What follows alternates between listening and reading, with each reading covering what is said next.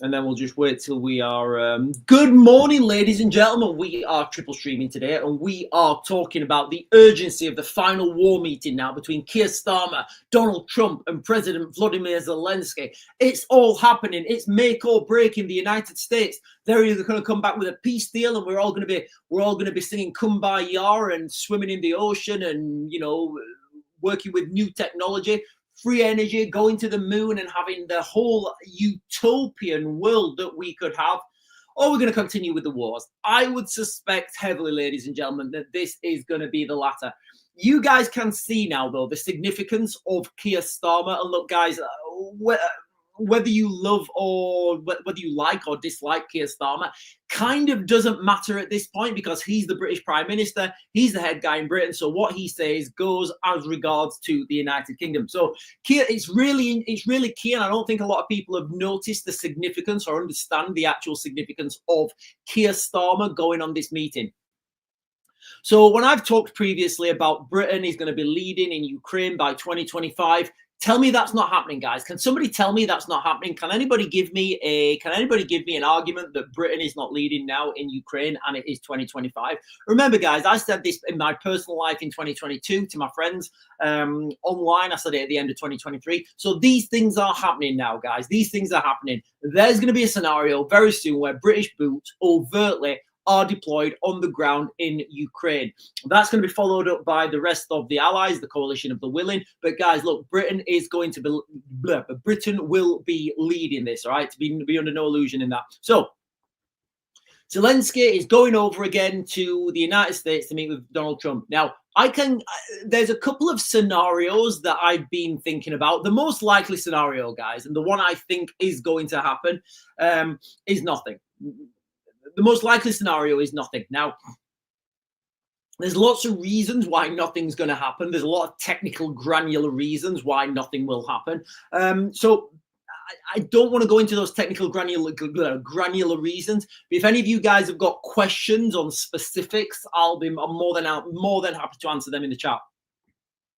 So the most likely outcome of this meeting, and it fascinates me how you've got all these these senior news correspondents, and they're getting really serious, and they're talking with these serious faces about what could and could not happen, and they're all speculating about what could happen and what Putin could want. And guys, look, they're all in comparison to me, I don't want to call them, I don't want to use any derogatory words because I'm streaming on TikTok, but they get things wrong quite a lot. And you would think if you're a senior you would think if you're a senior news anchor, you would understand what's happening, but these guys don't. So it just shows you that these guys don't do any critical thinking. They don't think for themselves. All they do is read a script that someone else gives them. Now, my question is, who gives them that script? Anyway, so the Trump-Zelensky Starmer meeting, it's going to go like this. They're going to meet. They're going to be in an office. I don't know if Zelensky's going to be wearing a suit or not. I think he will be wearing a suit. They're going to compliment him for wearing a suit. They're going to shake hands. There's going to be some pomp. There's going to be some pageantry. They're going to go behind closed doors. They're going to have a meeting. They're going to come out of the meeting. Donald Trump's going to say, we had a great meeting.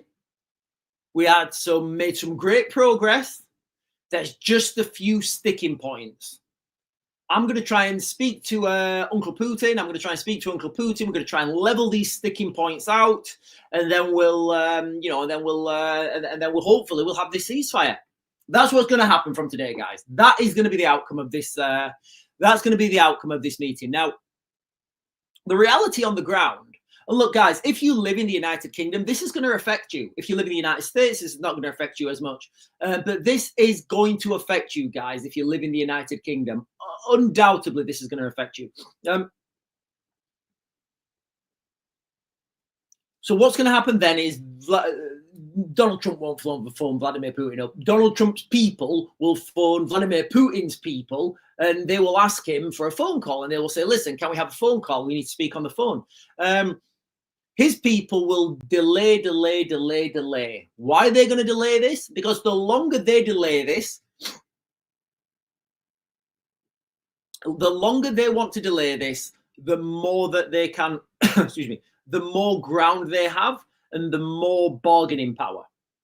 So it's like imagine you're going to a shop and you want to buy something, you know, and you're getting more money every day. You're not going to go on the first day when you've got no money, are you? You're going to wait till the end of the month until you've got the most money that you can get.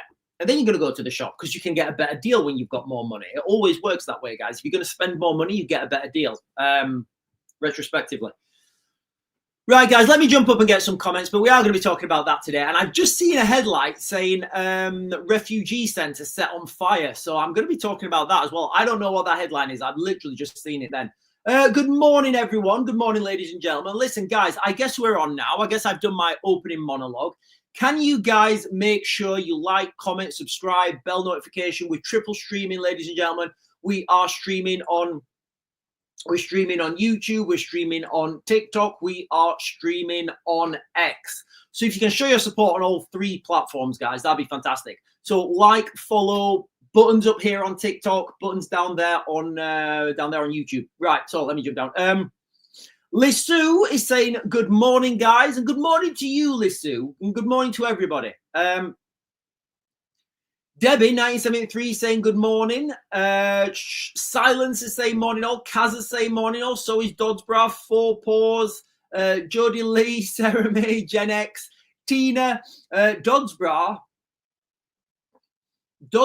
is saying White House said yesterday if Zelensky doesn't wear a suit, there's no meeting. Well, there you go, guys. Zelensky will be wearing a lovely suit. Zelensky will be wearing a lovely suit. And Dodsborough is also saying plane flew into Cardiff Airport full of Afghan refugees who are being homed locally.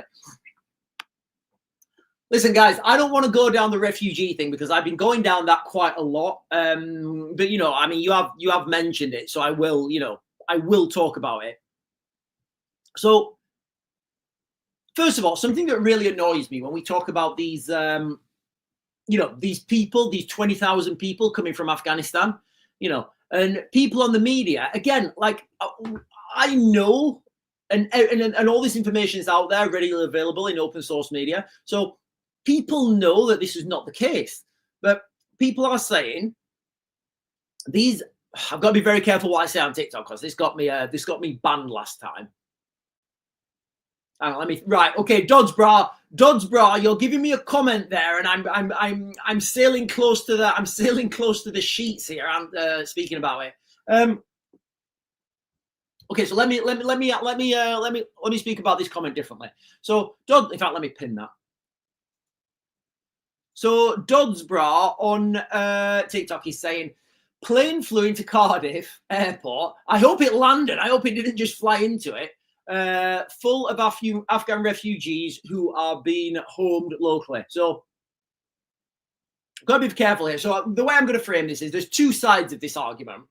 There's one side of this argument saying these people should be housed because they are fleeing persecution and they helped the British military in Afghanistan.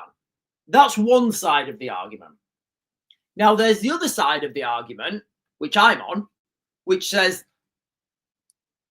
factually, the list that was leaked, those names on that list, the vast majority of them had never worked with the British military. They had just applied through the British system. That's what I'm saying. And they're what the facts say as well. So when people say, when you get these liberals coming up and saying, these people need to be housed, they help the British military. They didn't, right? Well, some of them did, but and even that's a question mark. So I don't know if you guys know this or not, but a lot of those refugees, this list that they're talking about, this list of 20,000, the vast majority of those people just tried to apply for asylum in the UK, and then most of them got rejected. But because the list was released, then the British government decided to take everybody, feed, house, and financially support them for the rest of their lives. I mean, what a great decision that was. Should we, you can imagine it, can't you, in Afghanistan? Should we apply to the British embassy to go back with the people who've helped the British military? Yeah, but we've never worked with the British military. So let's just apply anyway. Yeah, whatever. Let's apply.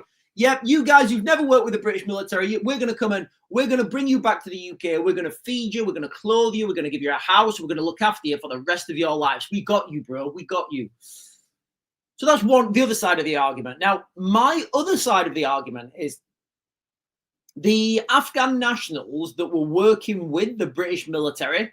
People say that, oh, they were helping the British military. And I say, no, they weren't helping the British military. They were helping Afghanistan. They were helping themselves because the British military was helping Afghanistan. The British military was trying to give democracy to Afghanistan. So, it doesn't make any sense to me, guys. It doesn't make any sense. I mean, I don't know. Do we think, are we full? Are we full? And look, guys, we are going to be talking about that. I believe this is the final war meeting in the United States. All the pieces are on the board. The game is set, and we are looking now like this is the final war meeting, guys. Right? So we are going to be talking about that. And just another thing I want to talk about quickly while we're on. But guys, listen, I don't want to dwell on the refugee crisis this morning. One of the things that people are not really. One of the things that people I don't think are thinking through is. Once people protest outside of these hotels, and they get those hotels closed, like, where do you think those people are going, guys? Where do you think those people are going? Do you think once those hotels are closed, they're just going to say, right, those hotels are closed, there's no more room in the inn, guys, you're going to have to go home? No, of course not. They're going to put them to another hotel, and then they'll put them in a council house. I can pretty much guarantee, guys, because there's nowhere else they can go. So, yes, while people are out protesting, and, I think it's great. But what people have got to understand is, I would say in this circumstance, it's better the devil you know. Because where are they going to put those migrants once those hotels are closed? I don't know that guy. I don't know the answer to that. D. Marie Gen X is saying morning. April Lee saying morning all. Good morning to everybody. Lady Trace is saying, what's stopping the people from keeping them protected from coming over to find them? Hang on. What's stopping the people we are keeping them protected from? Right. Okay. So Lady Trace is saying, what's stopping I think what Lady Trace is talking about, so the people in the other countries that are the bad people, what's stopping them coming over to the United Kingdom and finding them? I would say absolutely nothing. And I would say that may or may not be happening. But look, guys, you've got to understand, the vast majority of these 20,000 people, the vast majority of those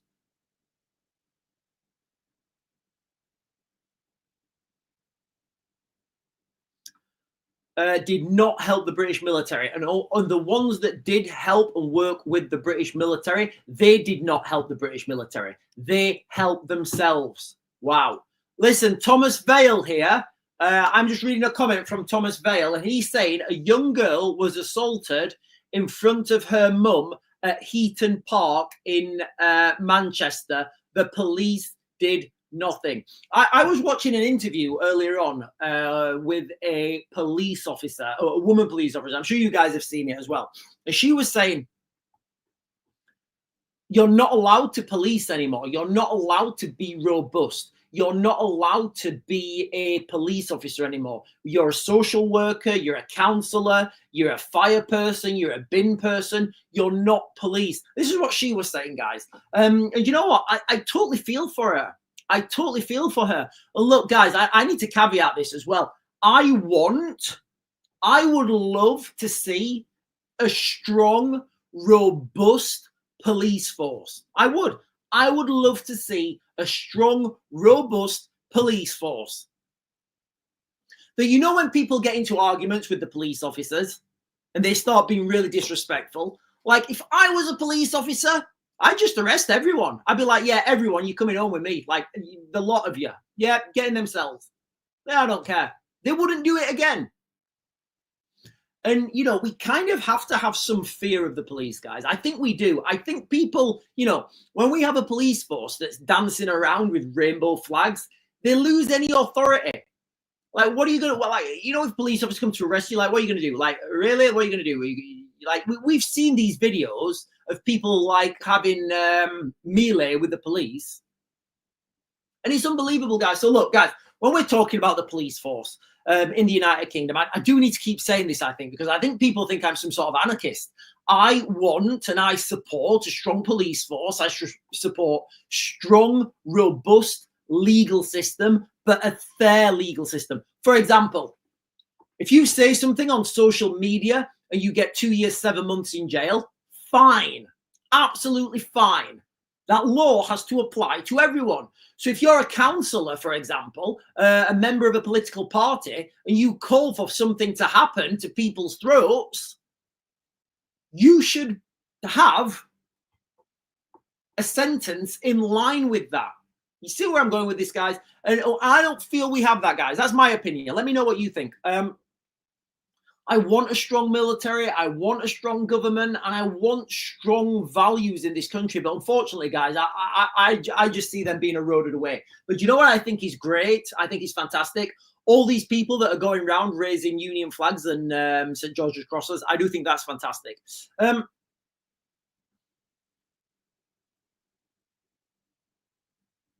Yeah, Dodsbra. Yeah, I did see. I think Dodsbra sent me the video on TikTok. We've all seen the video of the female police officer. You know, she was. She's saying how she wouldn't join up the police force if she had her. She wouldn't join the police force if she had a chance again. Tina Elliott is saying, "Good morning, Sean. Good morning, everybody." Who's that? Sarah May. Is it Sarah or is it Sarah? Sarah or I'm going to say Sarah.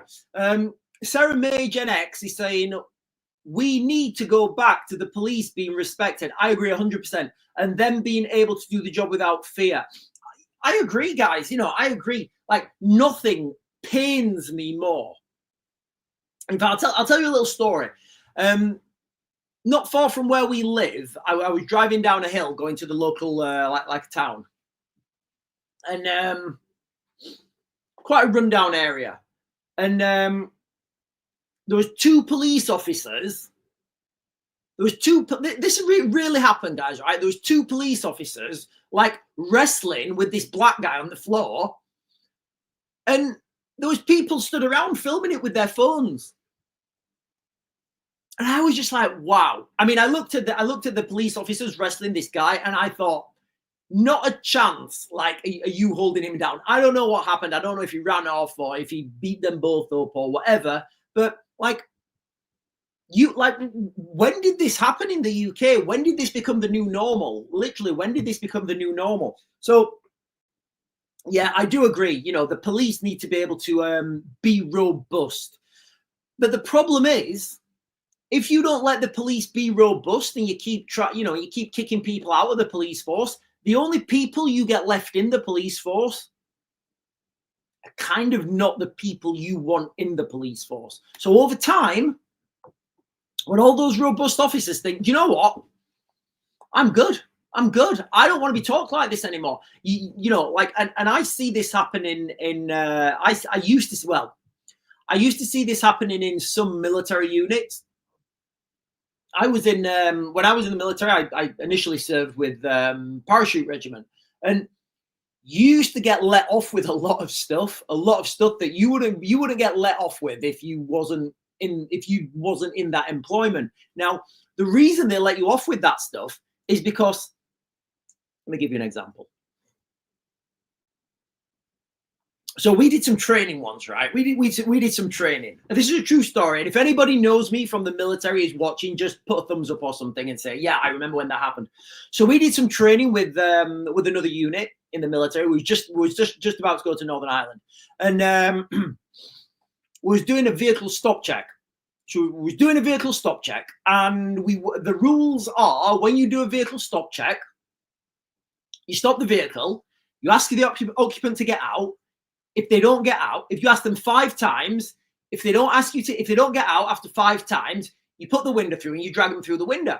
That's the drill. That was our unit drill. So we turned up, right? We turned up to this unit.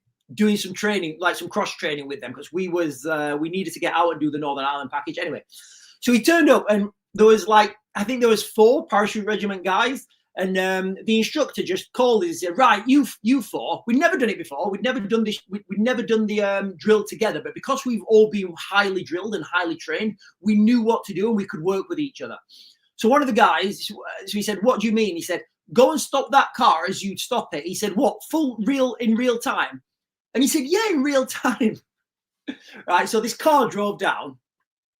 I stopped the car, the cutoffs went in, and then my mate went up to the driver's window. He said, get out of the car. And he just said it 5 times. He said, get out of the car, get out of the car, get out of the car. On the 3rd one, he banged the window. On the 4th one, he banged the window. On the 5th one, the window went through. So the passenger's, the driver's side window went through. And there's this young lad there, this young private soldier, and he's terrified now because the window's just gone in on him. And everybody's running over. My mate, he's got him and he's dragging him out the window. He stop. Everybody stop. He said, why? He said, you've smashed the window. He said, yeah, that's the drill. Like on 5 times, if he doesn't get out, we smash the window. And there was a big thing about it. It was the kid's own car as well. It wasn't a range car. But afterwards, there was like we didn't know, but there was like a colonel watching in the crowd, and he came over to us and he said, guys, listen, I wish the whole military was like you guys, was as confident and robust and could just do these things straight away. And we got talking to him. He was in plain clothes, so you never know. I mean, he claimed to be a colonel. He might have been an SF colonel. And he was saying, look, guys, you know, if there was more of this, what you guys are doing, we wouldn't have a lot of the problems that we have, you know, throughout the military, because you have to train this sort of stuff into people. But anyway, so what I'm getting at here is, guys, I would like to see a more robust police force.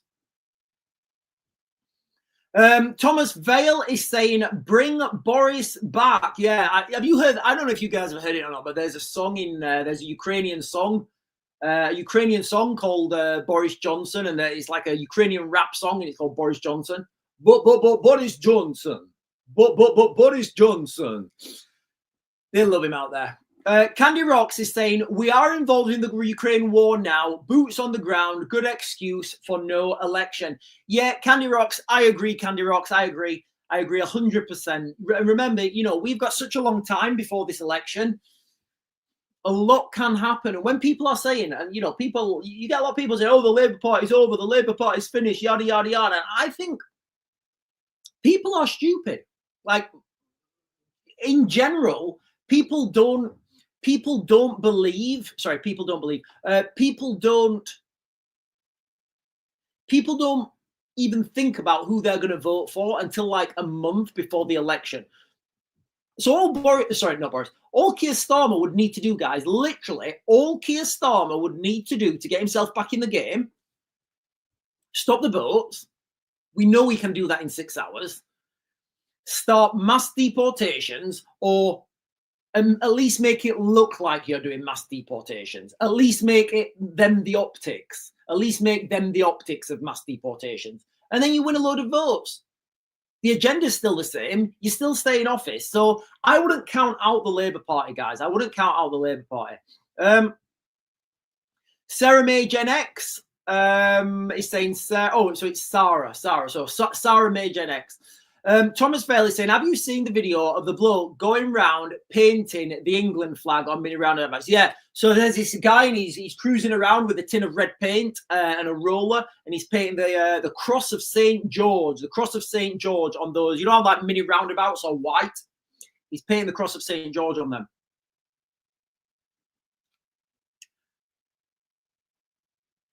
April Lee is saying, we have to remember things happen daily in this country, and people have a short memory too. Yeah, you're 100% right, April. People have a short memory. And by the time the next like, can you imagine, like, a year before, literally a year before the next election, Keir Starmer decides to close the borders. Done. Close the borders. We can do that in 6 hours, guys. We don't need the ECHR to tell us we can. I mean, how absurd is that? We need another country to tell us we can look after our own country. It's absurd. Listen, ladies and gentlemen, let's get back on track. Let's get back on track. We have got zero option today. We have got the final meeting between Keir Starmer. In fact, it's not between Keir Starmer, is it? It's like, you know when your kid gets told off at school and then you go in with them, holding their hands and say, right, who is it? Who was it? Tell me, point to him. You know, that's kind of like what Keir Starmer's going to the United States for. But look, guys, like I always say, and like you guys know if you've been watching this channel for a while, it's not the meeting that's the meeting. It's what's happening behind the meeting. So right now, and this is what people don't understand, who's going out with Keir Starmer? Who's going out with him? So right now, and again, the new escalation could be this Friday. So the new meeting, you're going to have all the British Special Forces guys there, all the liaison officers. I don't know what these titles are going to be. You're going to have all Zelensky's Special Forces guys, the SBU, the GUR, the HUR, all those unit guys are going to be out there, and they're all going to be talking. So they're going to come to a plan behind the scenes of what's happening. Donald Trump and the United States, they're going to want to keep selling weapons to the European Union. Zelensky wants the United States to keep selling weapons to the European Union, and he wants those weapons to be gifted to the Ukrainians. The British military, we know this from open source media, reports that British Special Forces are already operating on the ground in Ukraine. I saw this video, this like AI video, that two colonels had been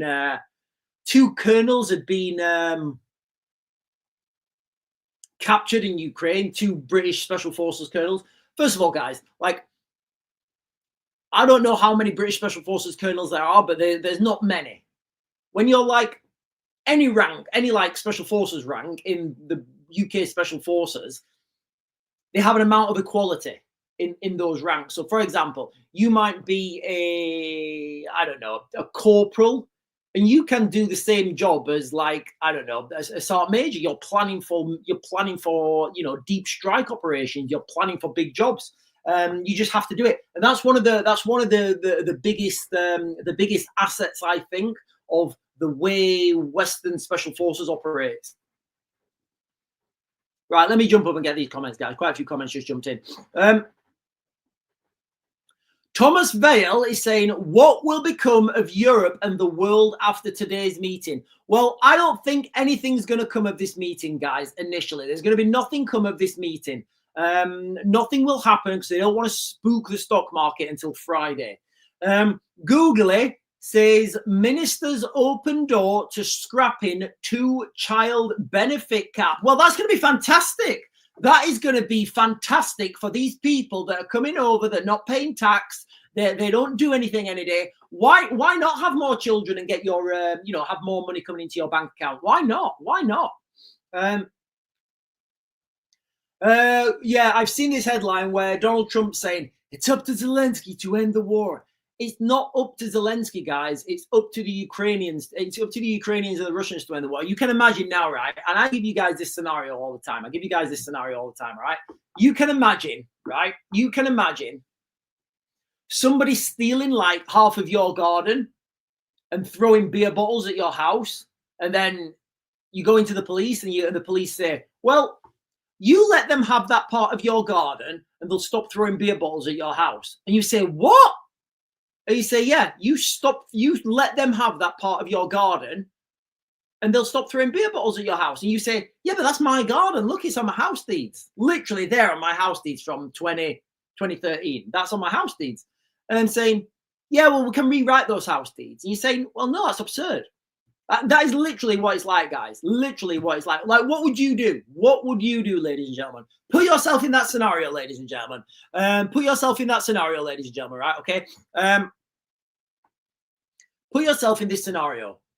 Some people come and steal and put tents in half of your garden, all of your garden, all right? They then start throwing beer bottles at your house, and you phone the police up, and the police come out and they say, oh, well, nothing to do with me. Nothing to do with me. And then they finally say, right, okay, here's the deal. Here's the deal. We'll negotiate a deal with these people throwing beer bottles at your house. You give them that garden and they'll stop throwing beer bottles. Like, what would you say? literally, guys, what would you say in that scenario? Would you say, right, okay, let them have that? Do you know what? It's not even that.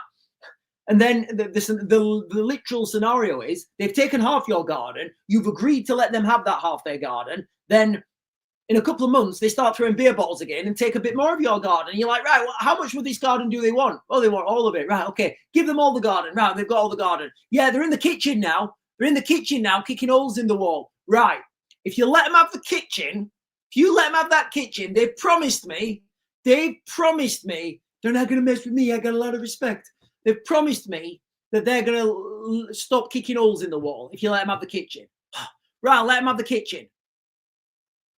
They've gone into the living room now. They're in the living room and they're kicking holes in the walls again. All the windows have gone through. Right, listen, this is the final deal now. This is the deal. You can end this war if you want. Just let them have your garden, your kitchen, and your living room, and that'll be it. Right, okay, right. They can have the garden, the living room, and the kitchen. Right, okay. Oh, they've moved onto the stairs. Right, listen. This is it now. If you let them have the garden, the living room, the kitchen, and the stairs, you see where I'm going with this, guys. You know, it doesn't stop. Anyway, that would be my opinion, speculation, and analysis. So it's not up to Zelensky to stop the war. Googly is saying Tory peer Lord Jackson could defect to reform over woeful migration failings. Yeah, I mean, look, guys, we've got to understand though why is this happening? Why is this happening? Oh, hang on. Right, I need to respond to this.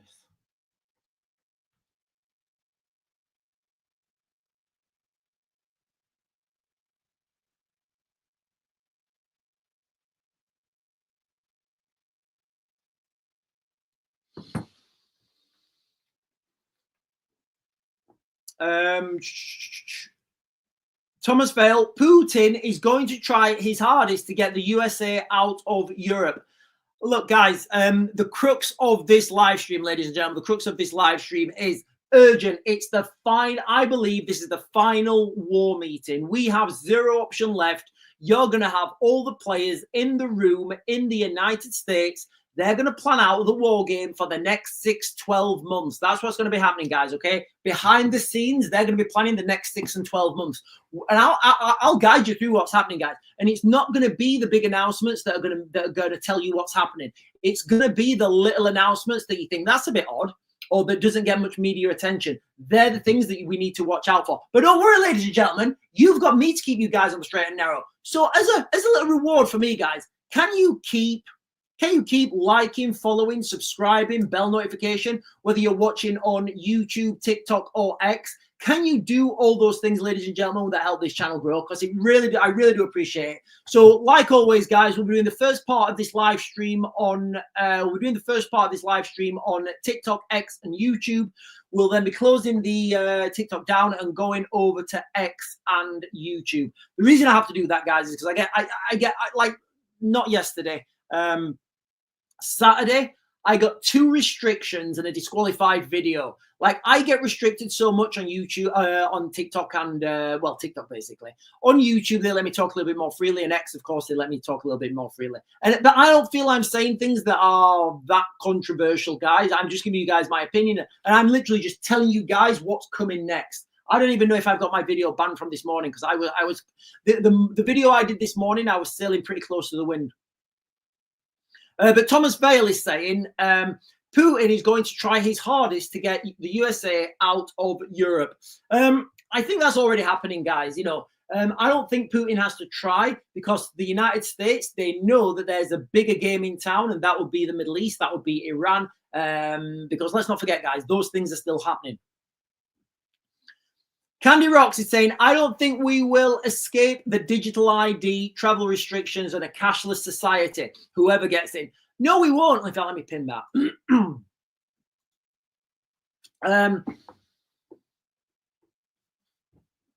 I mean, people are thinking, like, you know, Putin's this great guy. Like, did you know that Putin are introducing the digital currency? Did you know that Putin went to that World Economic Forum, college thing? the same one that who is it? The same one that Macron and Trudeau and most of the world leaders went to. Putin went to the exact same one, guys. Tyler Evans is saying, in Plymouth, we had Americans protesting at Donald Trump at the Mayflower steps this week. Yeah, there's a lot of Americans protesting, about different things. You've got to understand now. I mean, just like, when you see these apocalyptic, whether you agree with it or not, guys, I mean, I do agree with it, but I need to understand that my opinion's been subverted as well. When you see the beginning of these like apocalyptic movies and you see like the military going in and making these arrests and kicking doors down and, like the Hunger Games or something where they're arresting up dissidents and rounding them up.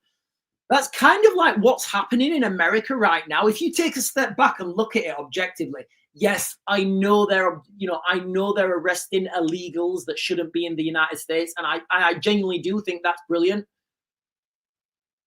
The images, that's just what the images say to me, guys, because once you start doing that, and I don't know what the other solution is, guys. I don't know what the solution is here. I don't know what the workaround is. I don't know how you can I don't know how you can fix this problem without doing that.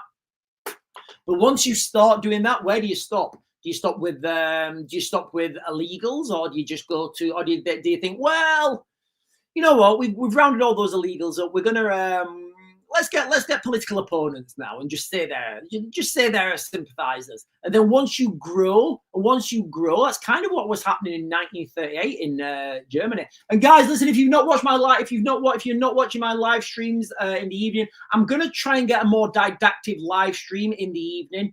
I feel it's better if I go down a direction in the evening rather than just opening the chat up. Priv Caro is saying, what do you think Putin used as a...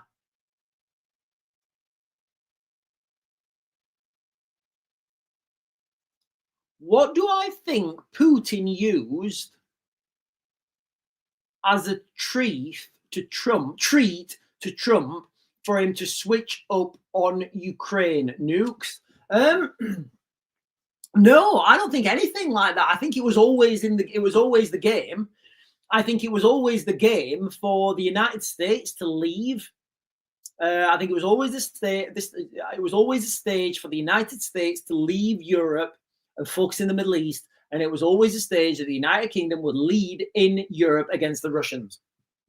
Just logistically, guys, it makes no sense for the Americans to get involved. Putin really pushed on how close their countries are. Candy Rocks is saying, can you please some of the people some of the you can please some of the people some of the time, but not all of the people all of the time. Yeah, I agree. And this is what I think one of the problems is in the United Kingdom at the moment. We have Keir Starmer. Nobody really knows what he stands for. Nobody really knows what he's about, because he changes his opinion all the time. And when you change your opinion all the time, people don't believe your opinion. So if you say, yeah, my favorite color is pink, and then tomorrow I say my favorite color is purple, and then the next day I say my favorite color is brown, like, nobody knows what my favorite color is. But obviously you guys know my favorite color is DPM, disruptive pattern material. April Lee is saying USA don't have low wage working to prop up their economy now. Farmers are struggling.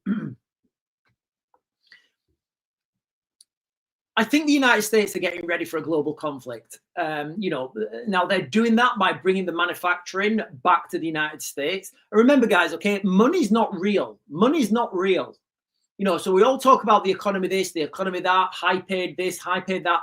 Money isn't real, guys, okay? Money is what is money? What is money?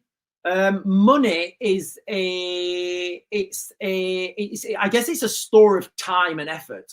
So you put your time and effort into something and you get money. Now, so the actual money, it's irrelevant. You know, they can just print more or change it, change the financial system. And this is what we're talking about right now, guys. We're talking about really big moves coming. We're talking about total global reshift.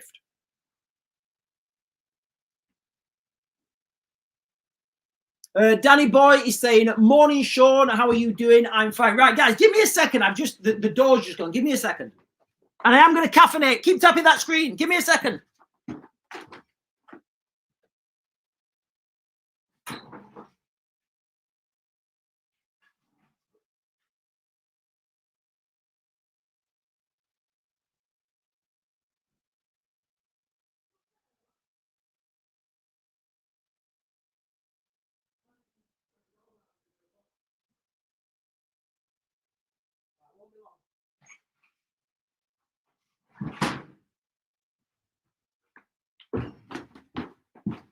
Sorry, guys. The door went, and I was just wondering who it was. But I'm back now, ladies and gentlemen. I'm back.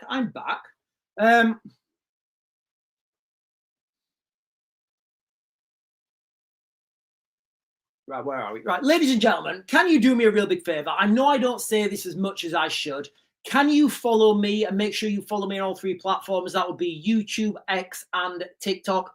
You guys know how much I get the videos banned on TikTok, lives restricted and just taken down for saying like the most ridiculous things. So we will be continuing this live stream on TikTok for a little bit. Then we're going to take this, we're going to close the TikTok down and we will just be on YouTube, guys. Okay. And Daniel Payne says he's in Paris, had an awesome time at Disneyland, Disney World. What was it like there in Disney World, guys? Oh, hang on. James Brook over on YouTube. I just put a comment up, guys, and I will jump over and do the YouTube comments shortly. But he just put a comment, which lots of people kind of forget that this is the actual reality. This war started in 2014 when Ukrainians attacked Russians. Oh, hang on. We will come on to this. In Ukraine, it went for 8 years. Russia responded, so not as cut and dry as people make out. Not for Vladimir Zelensky or Putin. So James Brook is under the illusion that this war started in 2014 when the Ukrainians attacked Russians who live in Ukraine.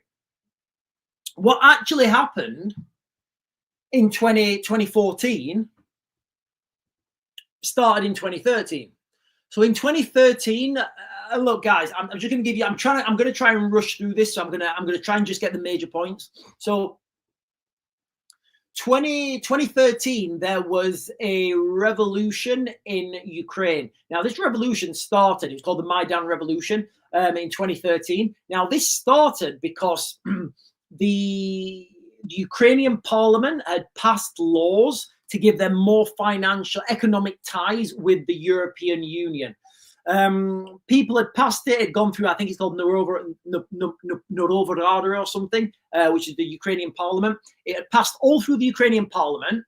The Ukrainians were going to have more financial ties with Europe. That would mean an increase in living conditions, better jobs, better pay, and better working conditions. Now, at the last minute, the then president, Viktor Yanukovych, he signed a different bill, giving them more economic ties to Russia.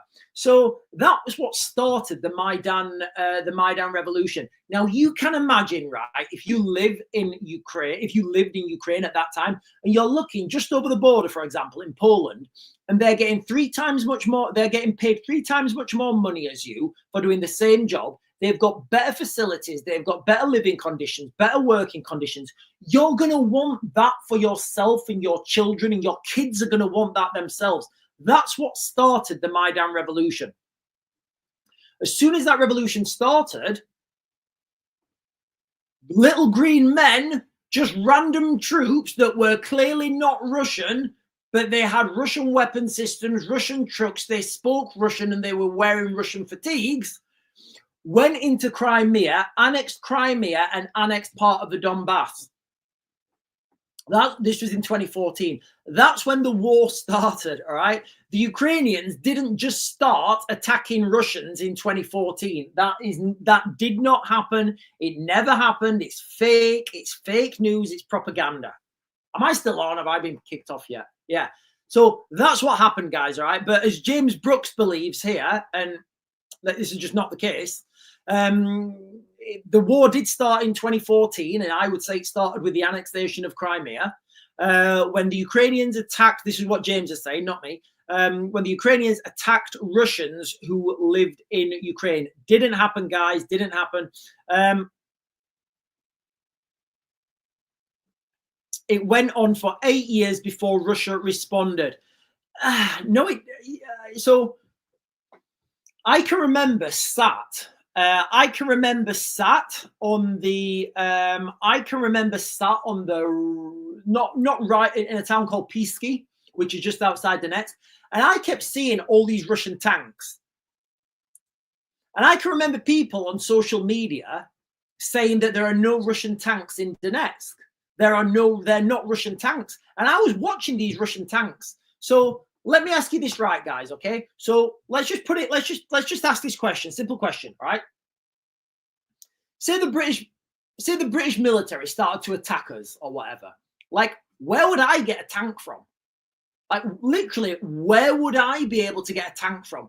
Where would I be able to get anti-aircraft missiles? And let's not forget, guys, like, you know, there was the downing of MH17. So you guys, I don't know if you know or not, but there was a Malaysian Airways flight MH17 flying over Donetsk. It got shot down. Now there's lots of people proving who this would be, guys, and you know, you want to go and look at the Dutch authorities, who the Dutch authorities are saying that. So if we're saying that the Ukrainians, let's just think about this, guys, okay? Let's just think about this logically, all right? So let's just go with the propaganda. Let's just pretend that the Ukrainians go in Ukraine, start attacking the Russians, the Russian civilians who are living in Ukraine. Let's just say that happened.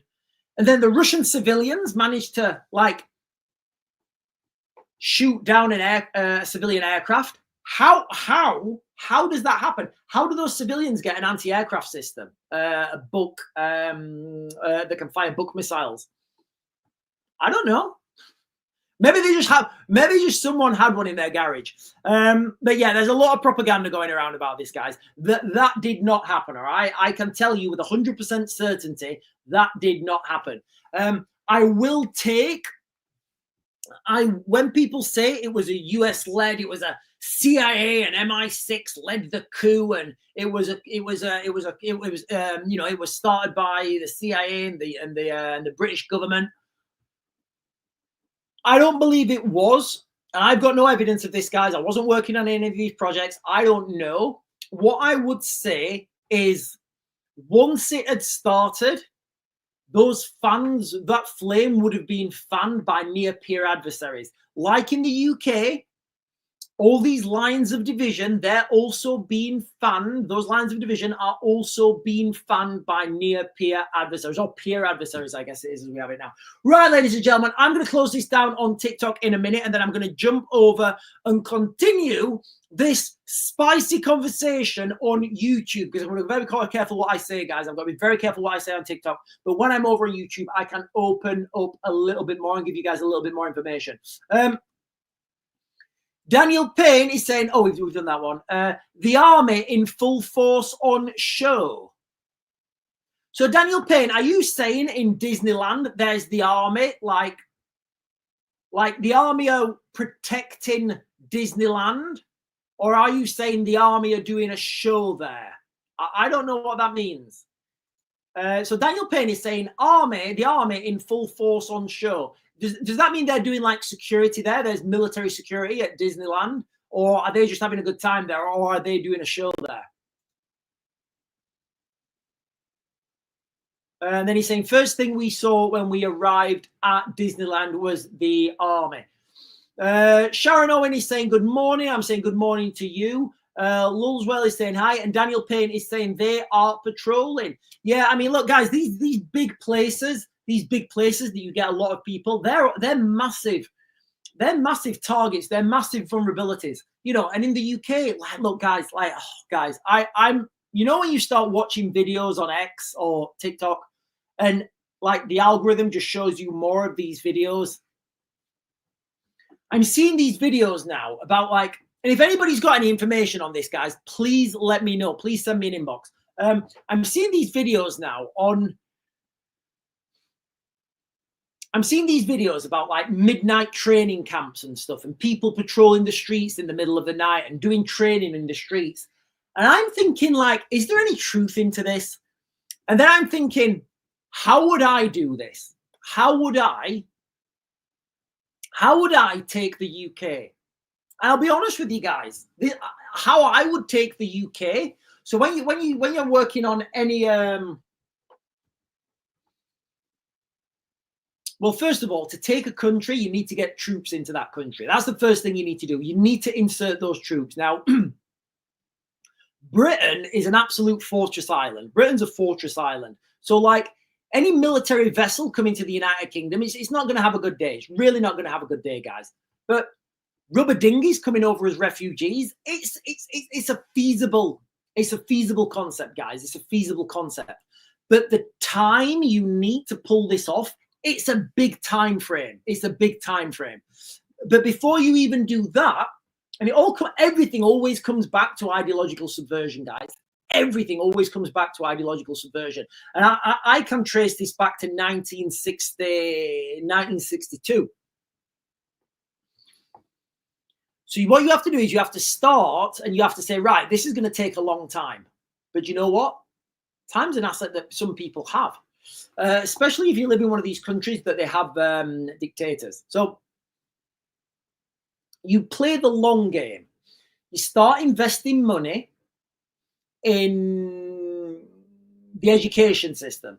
You start investing money into the legal system. You start investing money into the police force. You start buying properties. You start buying utilities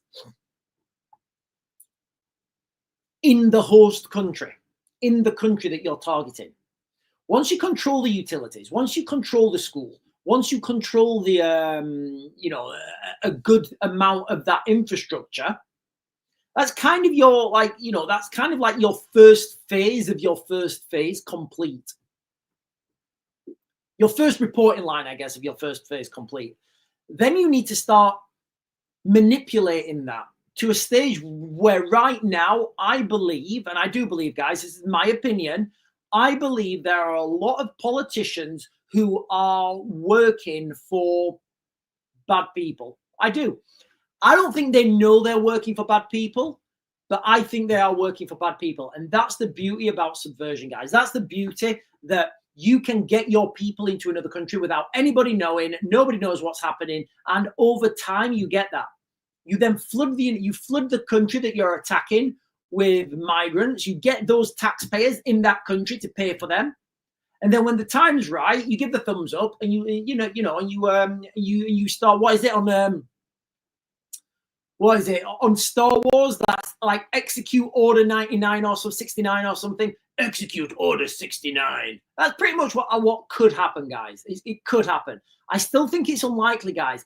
I still think it's unlikely, but I genuinely don't know now, guys. I genuinely don't know. Danny Boy is saying, Tommy Robinson protest, Leeds, 13th of September. Are you sure that's in Leeds? I'm pretty sure that's in London, outside Downing Street. I'm pretty sure that's in London, the 13th of September. I'm pretty sure that's outside... I'm pretty sure that's outside Downing Street. Right, ladies and gentlemen, I'm going to close this down now on TikTok. I'm going to continue. I will still be live streaming. I'll be continuing this live stream on YouTube and on X. If you want to jump over, guys, if you guys want to jump over to YouTube and X, I'm The Real Raven 1 on YouTube. I'm The Real Raven 1 on X. And guys, listen, ladies and gentlemen, remember for Friday. Friday's coming soon, guys. Friday's coming soon. We are going to do our first subscribe. I think we're going to do our first subscribers only chat live stream. I'm working for our first subscribers only live stream on Friday, when I've got I've got something for you guys. I've got something for all the subscribers on Friday. I hope it's going to be ready Friday. It might take a few more days, but I think it's going to be ready on Friday, guys. I've got all thumbs up for Friday. It may even be ready before. But ladies and gentlemen, I'm going to close this down now. You guys have been fantastic, and I'll see you guys over on YouTube if it closes down. Last night it didn't close down for some reason. Hang on. Right, I will see you on YouTube, guys. Yeah, we are off. We are off, ladies and gentlemen. We are off. Right. Paul Sullivan is saying, where are the 370,000 from Ukraine ready-made army? I don't know. I don't know where that number's from. Paul Sullivan, can you elaborate on that a little bit more? Tracy McKibben is saying, Sean, have you seen the video of the imam telling a young guy in the mosque if they don't drop and do 100 push-ups or fight, there will be trouble? I've not, no, but I don't. Yeah, I mean, I used to do a lot worse to people. Jamira 111. Right, Jamira, I hope you're going to behave yourself today. He's saying Wagner is a German name and it's one of the 12 children of brainwashed to take over the world when he realizes he was going to lose. Okay, I didn't know that. Jane Taylor is saying John the Geek. So do you think if we are chipped, they can be used to unalive? Right. Are you guys talking? Hang on. And then John the Geek is saying Order 66. So Order 66, guys, it's from Star Wars. It's when it's in the Star Wars episode 2, I think, where Obi-Wan. I mean, guys, look, how awesome is Obi-Wan? I mean, I would love to have an Obi-Wan Kenobi appreciation day. Obi-Wan Kenobi, he's out fighting. I think it's the drone wars, and then not the drones? It's the army. They turn on him because they're really the Emperor's army. The clones is the Clone Wars. Sorry.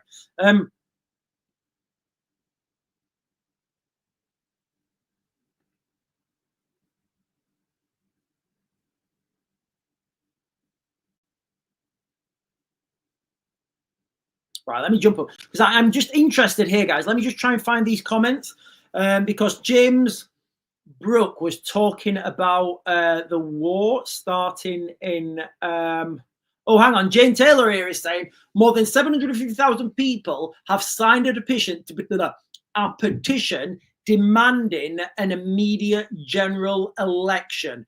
The petition on the official Parliament website calls for another vote as Keir Starmer's popularity dives.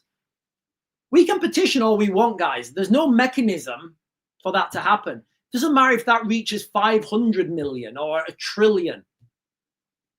These petitions are just to let the government know how the people are feeling. They don't. I think they know pretty well how people are feeling. There's not going to be another vote, guys. There's not going to be another vote. It doesn't matter if that's got. It doesn't matter how many numbers that gets on it. All that means is there's going to be a debate on having another vote. Now, election, sorry. Now, the reason that's not going to happen is because reform is going to move in there and sweep the floor with a lot of people. So you're not. So you can imagine it, and this is what I always say. So let me get that comment back up. Actually, so with the political system in the UK. You can imagine now you're an individual politician, you're an MP, and you've got to vote on something, all right? And you know that if you vote on this and there's another election, you're going to lose your job. You're going to lose I don't know how much they get paid. You're going to lose your 100 grand a year job or whatever. And then you're going to have to go back to I don't know, because you're probably not that competent if you're an MP anyway. So you have to go back to your normal job, your normal life. You lose all your, you lose the lifestyle that you've got. So on one hand, I can vote and lose my job. On the other hand, I can vote and not lose my job. What do you think it's going to be, guys? What do you think those members of parliament are going to vote on? Do you think they're going to vote for another election? Do you think anyone in the Labour Party is going to vote for another election? Do you think anyone in the Conservative Party is going to vote for another election? They're not, because of the emergence of reform. Because of the emergence of reform. Nobody knows what had happened, but everybody knows that there will be a lot of seats lost to reform. So, first of all, none of the Labour Party are going to vote for this. So straight away, that's like more or less 50%. Well, it's more than 50%. So more than 50% of the parliamentary votes are going to go no. I would say there'd be a number of Conservatives who would think, well, my seat's safe. I'm going to vote for another election, and then I'm going to use that as political scheming, because there may be some movement there. But those people in Conservative areas, that they have a strong reform candidate biting at their heels, they're not going to want to vote for an election because they're going to lose their job. Or even if there's the risk of them losing their job, why would you vote for that? If there's even a 1% chance of you losing your job, why would you even whip that horse? You wouldn't. You're not going to do it.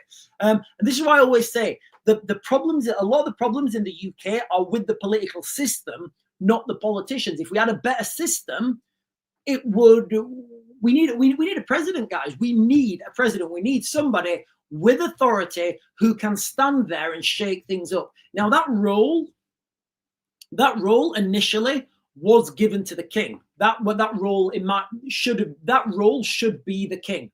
The king should be shaking things up. The king should be saying, "Whoa, hang on a minute, guys. We've got protests all over. Yeah, we need to stop that. Look, these are my people. All right. If you don't govern properly, I'll close you down. I'm the daddy in charge." But there's no mechanism in the UK. There's like zero mechanism in the UK for people to defend themselves legally, And I've seen quite a few videos and posts about people talking about Article 61 in the Magna Carta. Guys, look, there's no such thing. There was an Article 61 in the Magna Carta related to I think there was I want to say 12. There was a number of barons, basically. Just quickly, guys, I'll just run through it. So Article 61 in the Magna Carta talks about, was it 12? I think, no, it was more. I think it was 25. I think it was 25 barons. There was a number of barons. I think it was 25, but 12's in my mind for some reason. I don't know. But I think it was 25 barons, basically. And this is how it used to roll. This is how they tried to get it to roll. There would be 25 barons in the UK. They would be the king's barons. And those barons, if they wanted, they could form a rebellion and overthrow the king. That's how they set it up. And that was a check and balance. And that's kind of like what you have in the United States, whereby, I mean, it's not, but you'll see where I'm coming from, where you have a check and balance against the government.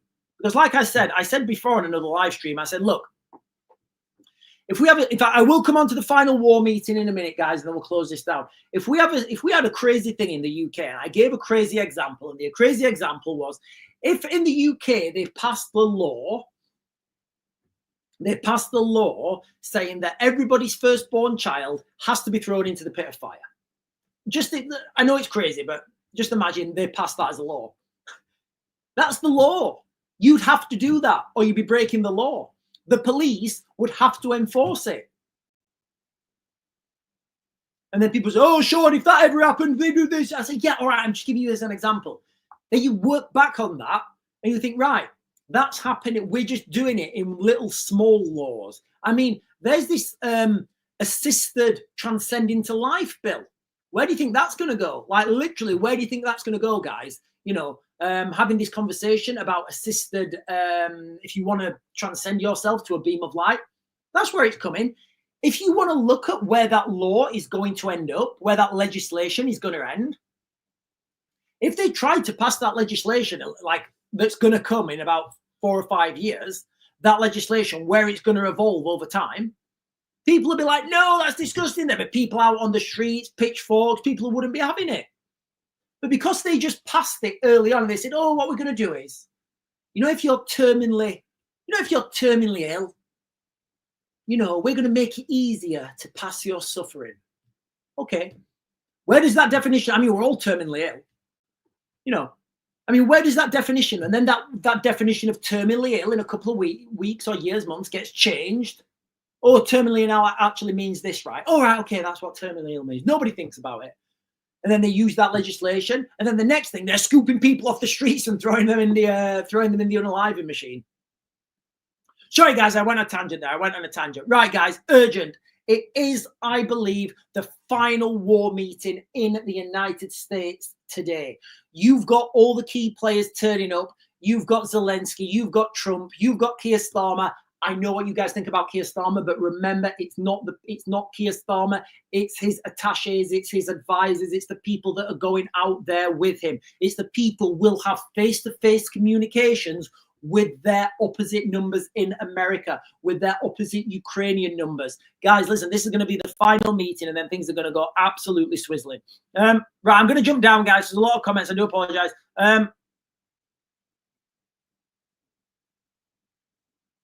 Mama Bear is saying, I had a company phone me yesterday and ask me questions on the country and general census of current events.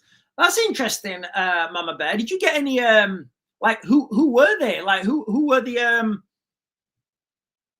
some strange things have been happening, guys. I had like a couple of I don't know what this was, but a couple of maybe a couple of months ago, I had this girl. I can't remember her name. This girl emailed me, sent me a message on. She was on one of my lives, and she said something like, her boyfriend had just had a letter or something from the government saying that they need, I can't remember what it was exactly. I said, wow, that's crazy. I said, can you like take a picture of the letter and show it me? I don't want your details, obviously. I just want to know the context of the letter. But yeah, I guess there's a lot of these things happening. I wouldn't be able to comment on each and every one of them. Air Hammond is saying King John is a global behemoth now, though bit harder to persuade. Yeah. So this is the problem. This is what we're talking about, guys. This is why I think we kind of need, like, in this country, we need like a political system set up more like the United States. And this is why I keep saying that I genuinely do see a line of defection to the United States. And that's coming, guys. You're going to see this sentiment grow and grow and grow until it's here.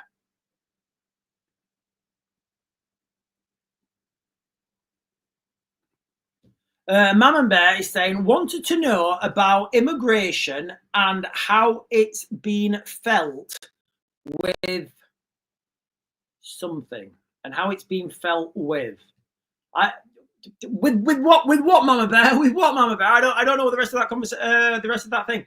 Oh, and then John the Geek is saying, I had a phone call over a week ago about the and if I had any side effects. I thought that was a bit strange. I don't know, guys. What do we think? What do we think happened? What do we think happened back in 2019 and 2020? I don't know. I certainly wouldn't say publicly what I think happened. But what I do know that happened is we saw. If you want to see how quickly things can go bad, look through that time, guys. Look through that time where you got, like, I always say this, in these times of crisis, other people are like, you need to watch out for other people, because I can remember going into, I can't remember what it was, like, I don't know, one of the shops that were open, like B&M or something. And I think it was Home Bargains, actually. And the woman behind the till,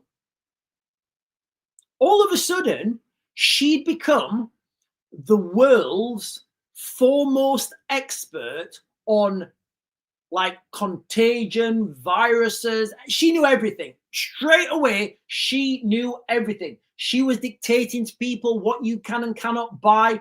And I was thinking, wow, like, if there was a real dilemma, like, something real, like things dropping on us, or like asteroids or aliens or something, like, other people are the ones to watch out for. And I always say it's like the Karen factor, It's like like the Karen factor. You've got to understand the Karen factor, or I don't know, what would be a male equivalent of Karen? So it's that type of person you need to watch out for, guys, because they're going to be the worst. Oh, and Mama Bear is saying how, right, okay. So these people were phoning up and doing some sort of online telemarketing, I guess, or tele-research, and to try and find out how her family felt about immigration. I'd be very careful if you're answering that, guys. I'd be very careful. I would be very careful answering that. I really would. You don't know where your details are going. You don't know where that information is being kept. I would be very careful on that, guys. And April is saying since the incident, 5 people that she know had cancer or fighting it, all had the medication. So look, guys, and this is like, right, I'm not going to go into that, guys. I'm not going to go into that now. Let me give you guys a final update on what's happening in Ukraine, what's happening in with America, what's happening with this meeting in the United States. So I believe this is the final war meeting. You've got all the stakeholders. They're all going to be in one room. All their attaches are going to be in their room. They're going to give like the 0 option if you want.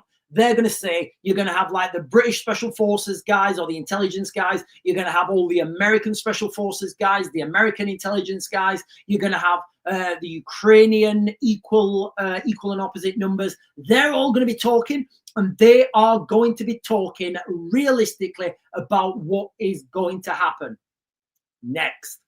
Remember, what I always say is once you have these meetings, it's usually the Friday after or the Friday after that Ukraine that something will happen. Now, I said to you guys this would happen. I was actually with the Trump Putin meeting. I said it would happen a week before. It actually happened a week after. But guys, listen, you guys have got to give me a little bit of credit for that. So we can expect either this Friday coming or the next Friday, a big movement in Ukraine, guys, because you've got all those leaders. So what's going to have to happen is those leaders are then going to go back to their representative countries. They're going to have to brief them, and then they're going to have to put that plan in action. It always happens on a Friday, guys. You guys know exactly why it happens on a Friday.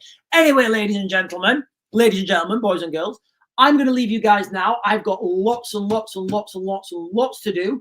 I will be back on, I hope, at 8, and we'll be talking about the shenanigans that will have no doubt unveiled themselves in the last, in the last 8, 10, 12 hours. Anyway, ladies and gentlemen, I hope you enjoy your day, and I'll see you guys later.